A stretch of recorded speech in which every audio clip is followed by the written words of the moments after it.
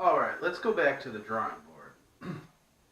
Now, before we start talking about where we're going to go, when we're going to fish, or anything like that, let's start with what do we use. First thing we use is a small light action rod or a fly rod. I'm not going to talk about fly fishing today because honestly I'm not experienced enough to be a guide, but we're going to stick to the regular spinning rods. Small light action rod is very important. We're going to outfit these rods with 4-pound test mono or fluoro line. Now the way that we go about it is we each bring one setup for a bottom fishing setup with a trout nugget and one setup for a cast and retrieve with spinners, spoons, jig heads, anything like that. But all of our tackle is centered around the 4-pound test. Mono is good, fluoro is better, but it's also much more expensive. I've already said that we have two different setups. Now generally what we'll do is when we show up on the scene, we'll set up, we'll do a bottom fishing rig with a trout nugget. And we'll get that out in the water, and then we'll set up a spinner and we'll cast and retrieve along the shore or around the body of water while the trout nugget sits on the bottom. Trout, trout, trout, trout, right here, get him. Come on, buddy, come on, I got you. Come on, right here. Alright, let's break down the setups for the nuggets and for the spinners. Now for the trout nugget, what we use is the chartreuse garlic paste or the rainbow garlic paste by Powerbait.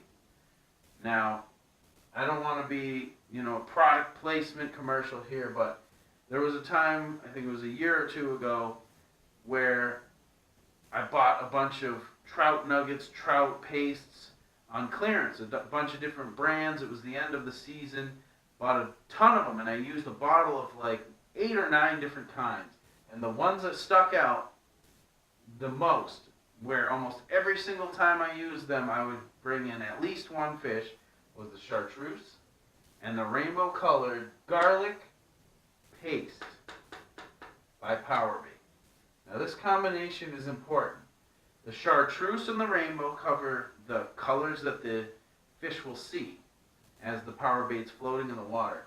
The garlic will send out a scent trail to help them sense where it is, and the paste will round it out with the flavor when they actually go to bite it. Those three together have produced so many fish by not doing very much that it's the go-to almost every single trip. It's a rainbow? Rainbow in the Paradise Valley. What we like to use for hooks are the salmon hooks, the small gold salmon hooks that you would put a salmon egg on. Those are the ones that we usually will ball up a ball of Powerbait and we'll push it over the hook. And the setup that we use is we use a light sinker, preferably a slip sinker. So you'll have the line coming from the pole, you'll have a slip sinker, and then you'll have a swivel, another line with a leader, and a small salmon hook with a nugget. Boom, boom, boom. Now, after we've gotten that out in the water, what we do a lot of times is we'll do a cast and retrieve setup with our secondary pole. We use a lot of spinners like spoons. We use the Phoebe, which has produced a lot of fish in the past, especially lake trout. And we also use jig heads with minnows. I like the pink and the chartreuse jig heads, and the 3 or 4 inch Berkeley Gulp minnows. Now this is the one that works best, I feel, is the Berkeley in this instance. For the trout nugget, I feel Powerbait's better, but for the minnows, I feel like the Gulp is way better than any of the others. We'll try different retrieves. We'll take a spinner and we'll try to retrieve it as slow as possible while still having the blade spin. And that produces a lot of strikes. Oh, nice rainbow.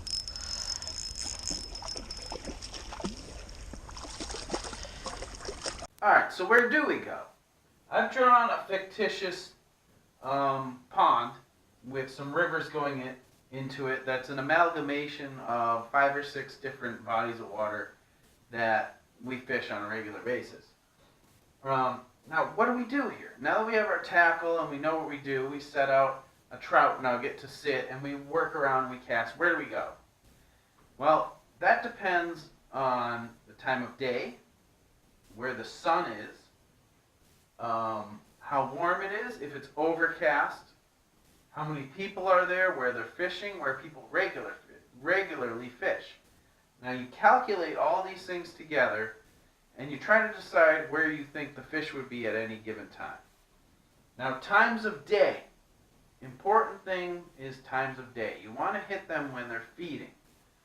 We found, now this may be scientifically true or not true, don't know, but through our own data and times of fishing, we found that in the winter,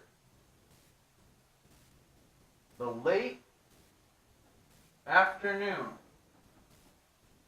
from 1 o'clock till sunset, prime fishing.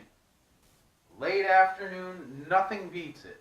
That's in the summer, spring, summer, and fall when the weather's a little warmer. When it's cold, the late afternoon is perfect. Now, what kind of weather do you want to shoot for? You want weather that has a water temperature between about 45 and 55 degrees. Well, 40 to 55. Anything in that zone is perfect for trout starting to spawn, fattening up, eating more, moving around, higher metabolism. So you want to hit those temperatures in the temperature zone. Basically 40-ish to 50, now 55. 55. You don't really want to go much warmer than that. You can go colder. You can go much colder than 40. But you just have to know that the colder you go, the more sluggish the fish are. The lower the temperature, the lower their metabolism, the slower you need to retrieve, the more patient you need to be, the more you need to move to find the fish because the fish won't come to you. So the 40 to 55 degree temperature zone is perfecto. That's what you want. All right, so where do we go? So let's say for the scenario that it is late afternoon, late winter, early spring, as it is here in New England now. It's early April. So we'll say we leave at about 3 o'clock in the afternoon. And, alright, so we park over here in the parking lot. Boom. We walk down. We see that there's a guy fishing here, a guy fishing here, a guy fishing here, and pretty much all around the good points and coves in close proximity to the parking lot. One thing that I've noticed is most fishermen will circulate where it's easiest to go. And as a result, when there's a lot of activity there, I will not fish any of that until it quiets down. That whole body of water to us is dead. What we'll do is we'll try to cross over on a bridge, if there's a bridge or a path, and we'll try to circle around to where there's nobody. Bada bing, bada boom. And we'll fish here, away from everybody else. Because all that activity, he catches a fish, he catches a fish, he catches 2, he catches 3. You're pulling all these fish out of the water. After a while, through repetition, the fish are going to not be there. They're smart enough as a whole to go away until it's calm again. So what we'll do, maybe we'll go over here. It's a little deeper. Perhaps there's a dam right here with a flow. Alright, so we'll cast our trout nugget out here. Boom and boom. This is depth right here. This indicating a deeper hole. throw it out around the edge of the deeper areas, and then we'll travel along the coasts. We'll split up, and we'll go along the coast in different directions, and we'll cast and retrieve all the way down a stretch. What we'll do is we'll sit there for about 20 minutes, 30 minutes, half an hour, maybe. If nothing happens, we'll pull up our dough, replace it with a new dough, throw it to a different area, slightly different area, maybe 30, 40 feet off to the right. There are times when I've sat for 45 minutes, not a bite, replaced it, thrown it 30 feet to the left, and bang, within 2 minutes there was a trout on the line. It's just what happens. Alright, so maybe we catch a fish, maybe we don't. The fishing gets slow, either way. What do after about half an hour, 45 minutes? We pack everything up and we'll keep shuffling down the pond. So we'll shuffle this way. Boom! We'll set up here. Notice that we found through online maps or general knowledge or whatever, using our depth finder, iBobber or whatever, we'll find different holes and depths. So we'll set up here and we'll do the same thing. We'll cast out our doughs at different spots, and then we'll travel different directions down the beach, casting out into the water. And what we'll do is we'll travel around the whole body of water, and we'll only stop if we start catching fish. And when we stop catching fish for more than 30 minutes, 40 minutes at a time, that's when we pack up and we keep moving. It's important, especially when the water is really cold, that you have to put in the footwork. Lazy fishing with a trout nugget, a lot of people get very frustrated. And they say, oh, I hate trout fishing. It sucks. All I do is sit there and don't catch anything. That's because the metabolism of the fish is so slow that you have to go to the fish. The fish aren't going to come to you yet. Later on in the season, you can be a little bit lazier, and schools of trout will swim around the entire pond and find stuff regardless. But earlier on, you really got to put the footwork in. And so that's basically where we go and when we go. So this is the system that we found. Ben and I have been fishing together, and we formed the Strike Force team basically 7 years ago. In 2018, it is our 7th season, and we've done several trout fishing seasons, and we've tried all kinds of things. I mean, every season we buy new gimmicks, we try new products, we try new techniques. These are the ones that we've hammered down to the ones that produce a full creel. So far, 3 times this year already.